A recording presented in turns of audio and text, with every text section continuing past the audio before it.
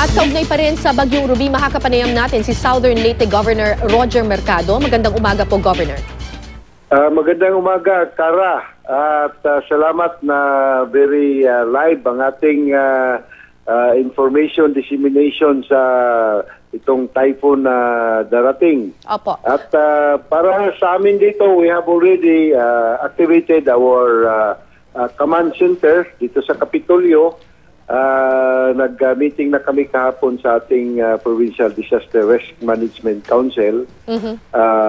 The usual procedure has been disseminated to all agencies, to all local chief executives, barangays.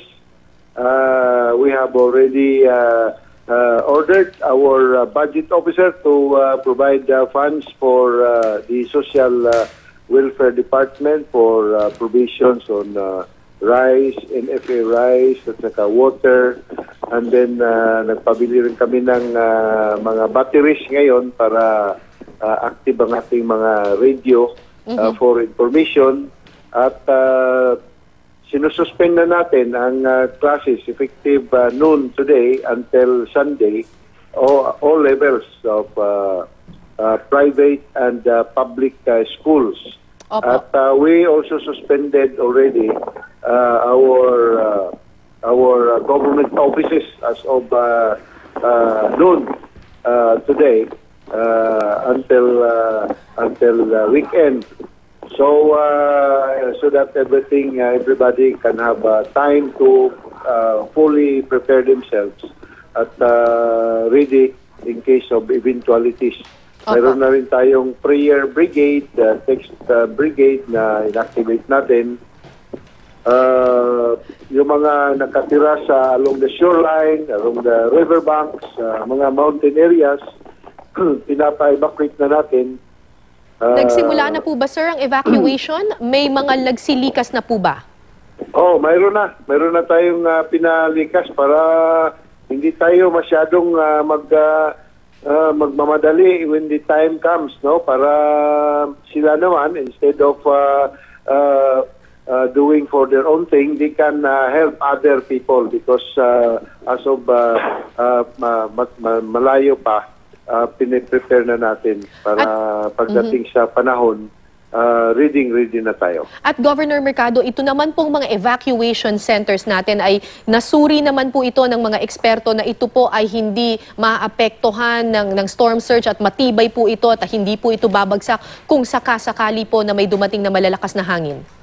Yes, because we have experienced during the Ginsaogon landslide 8 years ago, Yolanda, and then every now and then kasi dadaanan ng typhoon belt itong aming Southern Leyte dahil sa Eastern Visayas region.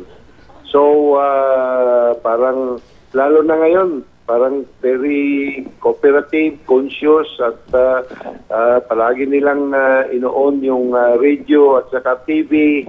So nanonood sila sa kwan. So yung mga residente po, Governor, hindi naman po pasaway o hindi naman po matigas ang ulo pag sinabing mag-evacuate, nag-e-evacuate naman po.